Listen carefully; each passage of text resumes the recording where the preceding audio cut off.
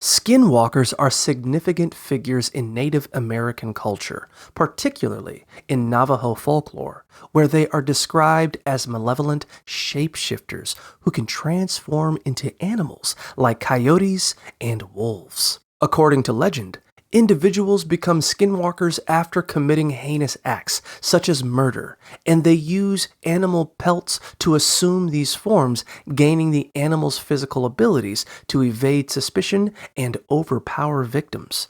While many people believe in their existence, particularly in connection to reported sightings at Skinwalker Ranch in Utah, there is no definitive scientific proof.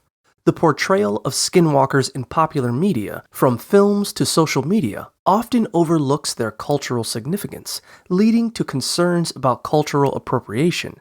It is essential to prioritize Native perspectives and engage in respectful discussion when exploring this complex mythology.